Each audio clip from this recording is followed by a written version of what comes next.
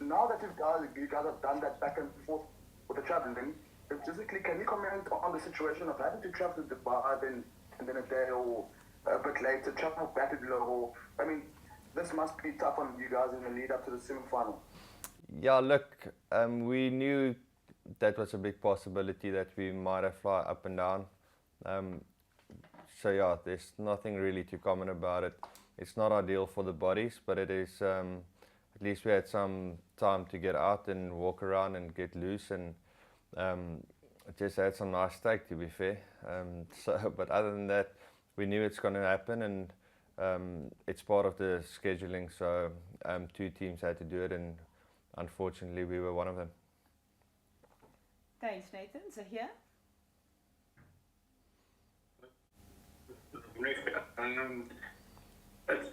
It's bizarre. You only played in New Zealand once, your entire career.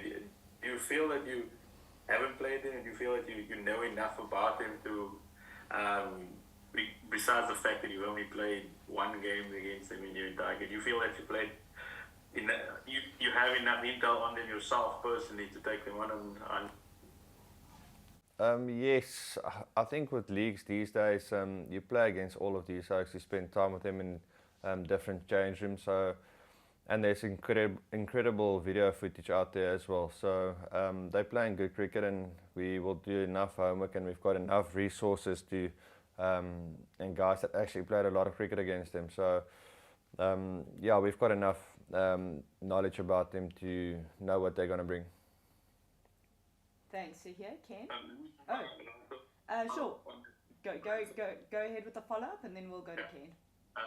Heinrich, you mentioned that you spent time with Kane this last few months. So just what can you make about him? What makes him tick? We all know that he's a special player, but what did you pick up that makes him, just a class above everybody else?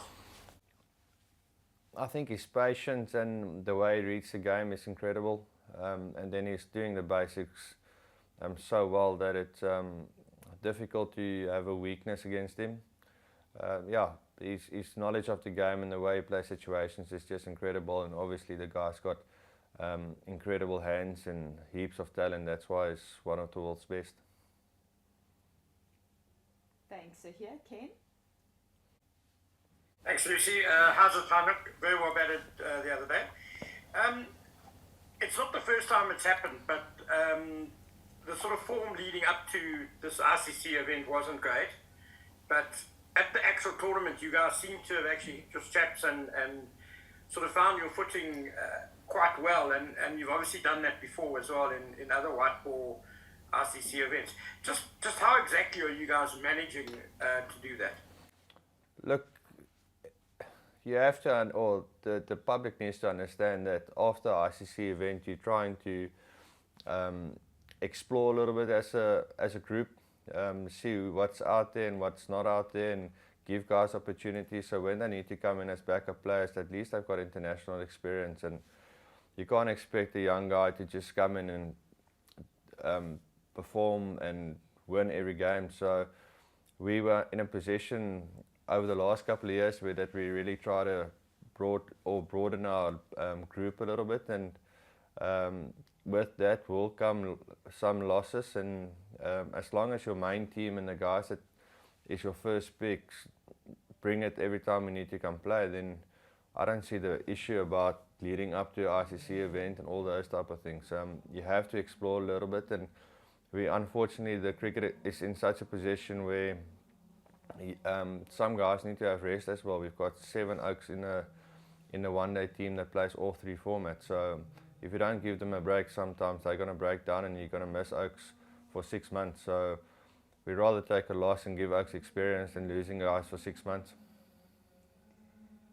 Thanks. Ken, on Gama? Thanks, Lucy. Classy, just a quick question on the scheduling that you touched on earlier.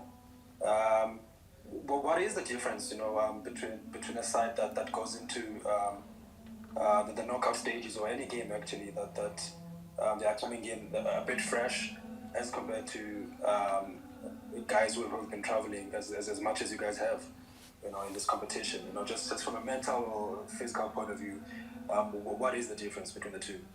Look, we haven't really travelled a lot in this competition. It was obviously just a crazy 18 hours, to be fair. But both of the teams that's playing in Lahore, they played a game and they had to travel 6 hours after the game.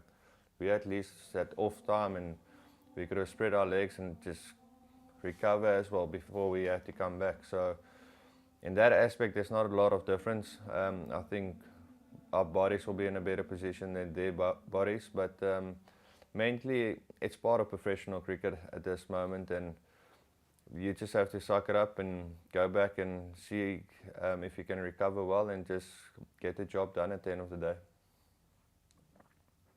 Thanks, Ungama. Johan? Hi, Heinrich. You said when you guys in Dubai got out, is that in Pakistan you're restricted to the hotel? Yes, obviously for security reasons we're only allowed to eat or to be in the hotel. We can't really go out. I know some teams are allowed to play golf, but I think that's the only activity outside the hotel that we can do. Thanks, Johan, for those. How's it, Heinrich? I don't know if you used your 18 hours in Dubai to watch that game between India and New Zealand, but I'm just wondering if it looks as though conditions in Dubai are pretty different to what you've had in Pakistan. And are you happy at playing the semi-final in Pakistan? Or, obviously you may still have to go to Dubai, but just how do you think those conditions differ? And are you quite pleased to be playing New Zealand there? Yeah, look, we definitely use our 18 hours not to really watch cricket. I know the coaching staff did, or some of them. Look, to win this tournament, you're going to have to beat two very good teams. If it's in Pakistan or in Dubai, the conditions are quite different. The conditions in Pakistan are quite nice to bat on, so the bowlers are a little bit have the harder job to do. But same in India, or not in India, in Dubai. The wicket is just slow, but you still have to play good cricket. So regardless where we wanted to play, you still need to go beat two good teams. And if we beat New Zealand and India beats Australia, we still have to go beat India there. Or if Australia beats them, you still have to beat a good Australia team to win this trophy. So regardless where you play around the world, you just have to play good cricket. Thanks. And Heinrich, can I ask you? Oh, yeah, go ahead for those. Sorry. I saw that after the England game there was some comments about you had a chat with Rob Walter about wanting to be the best in the world, and that's like a thing that I guess you can say. But when you said that, or when you guys spoke about it, what did you have in terms of a plan, in terms of how you felt you would be able to become that? And I mean, do you feel you're close? Do you feel there's something you still need to add? For me, it's just closing out games. I haven't done that. I've done well to get the team in a good position and to win games, but I haven't closed it out and have the red ink behind my name. Even the game against England needed 6 runs and I tried to finish it off and went out. So I'm playing the situations very well that needed to be played, and so I'm not far off. It's just about getting that red ink and making sure I take the team across the line. Thanks for those. We're going to take a follow-up from Nathan, then go Percival. Thank you again, Lucy. Heinrich, the legendary Del Stay spoke highly of you, especially in that post-match interview in the last game. I've looked at your stats over the last 4 years, roughly. How have you enjoyed your time playing for the Proteas the last 4 to 5 years? Look, it's always an honour to play for your country. So even my first game to the last game, it's always an honour, and it's always nice running out with your mates and try to beat the best teams in the world. So still enjoying it. That's why I'm here. The day that I don't enjoy it anymore, I won't be sitting here. So at this moment, it's still good, and hopefully we can do something special this in a couple of days' time. We're going to go Kanyiso, then Ken. Thank you very much, Mr. Heinrich. Good afternoon from us, good evening from yours. Heinrich, just tell us more about just playing in Lahore and the different challenge that comes with the Gaddafi Stadium. It has been the highest scoring ground, and it's been friendly to both teams batting first and chasing. Yeah, look, like I said before, Pakistan conditions has been quite good to bat on.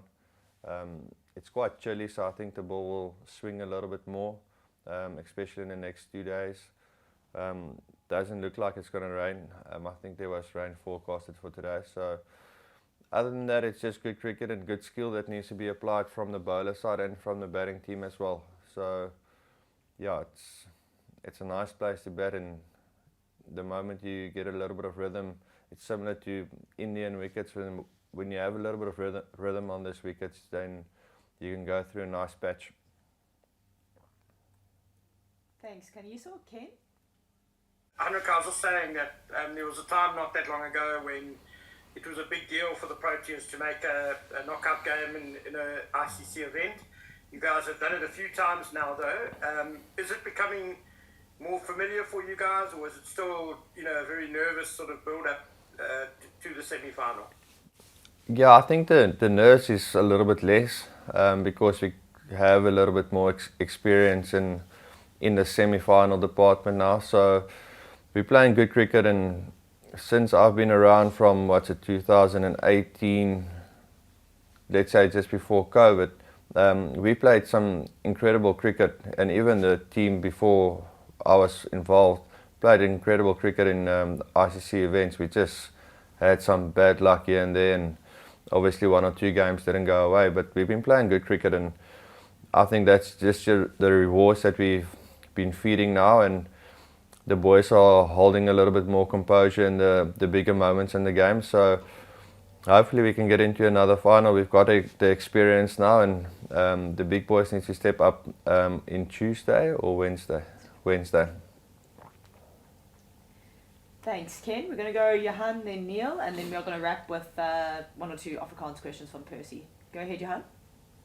Heinrich, that shot where you lost your wicket in the T20 final, does it sometimes come back to you? Does it not haunt you, but do you sometimes think about it? No, not at all. It's a shot that I play quite a bit, and that night everything came out of the middle of the bat. So if I hit that ball over cover where it was supposed to go, then everyone would have been happy. So no, I'm not too holed up or hung up about that one. Thanks, Johan. Neil? Hi, Classy. I half wondered whether Rex would have kept the gloves in the last game if you had an elbow injury. But then I just wondered, are you quite protective of the gloves, and how do you feel about running around in the outfield if you have to? With the elbow injury, I think it's actually worse to be in the field, because the moment I dove on it, it's quite sore still. So with the gloves, you don't have to dive too many times if the bowlers hit their mark. So you maybe have to dive one or two times, but in the field, I'm the character. I'm gonna give everything on the field. So you don't want unnecessary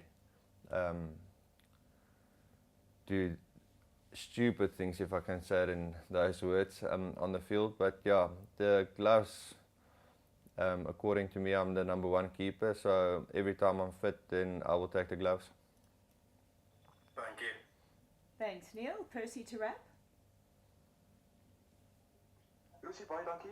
Goeiemiddag, Heinrich, asseblief, moenie baie synig wees met die Afrikaans wees nie, meneer. Heinrich, kan ek jou vraag? My kollega het my soms nog gehelp met my eerste vraag. Hoe is jy geestelik persoonlik? Hoe is die gees in die kamp op die oomblik? En hoe belangrik gaan dit vir julle wees, as deel van my eerste vraag, om julle leiders Tembo Woma, Eden Marker en moontlik Tony deel van hierdie span te hê vir Woensdag se wedstryd in die semifinaal teen Nieu-Seeland? Ja, die gees is fantasties in die span. Ons ouens geniet mekaar se geselskap. Ons kom nou al 'n lang pad saam. Ons is nou al 3-4 jaar saam as 'n span. So die gees in die kamp is baie goed. Ons sien uit na die semifinals. So ja, die laaste 2 dae of die laaste 18 ure was vir ons 'n goeie breek gewees om net bietjie 'n ander omgewing te sien. So ons is terug môre by oefening, so ons sien uit daarna. Ons weet ons het 'n groot, hoe kan ek sê, groot ding om te doen Woensdag. So die ouens rus vanaand bietjie en wees lekker rustig, en dan vat ons dit weer van daar af. Om daai 3 manne terug te hê, ons squad is ongelooflik goed. So Aiden en Temba en Tony speel 'n groot rol daar ook in, en die mense wil hê almal moet reg wees vir die game. En hy het laatens Heinrich, wat kan julle of wat gaan julle lees uit die nederlaag van die Seeland gister in India? Kan jy mens enigszins uitlees? Kan 'n mens of moet julle net Woensdag se wedstryd aanvaar as 'n nuwe wedstryd, dis 'n uitklopwedstryd vir julle? Nee, is 'n nuwe wedstryd. Die kondisies is baie verskillend. So mense kan nie te veel inlees in wat hulle gedoen het teen Indië nie. Hulle speel ongelooflike goeie cricket. Hulle het goeie cricket in die triangle series gespeel. So hulle is 'n goeie ICC of 'n toernooispan ook. So mense met hulle met baie respek hanteer en ja, huiswerk goed doen en 'n goeie cricket teen hulle speel.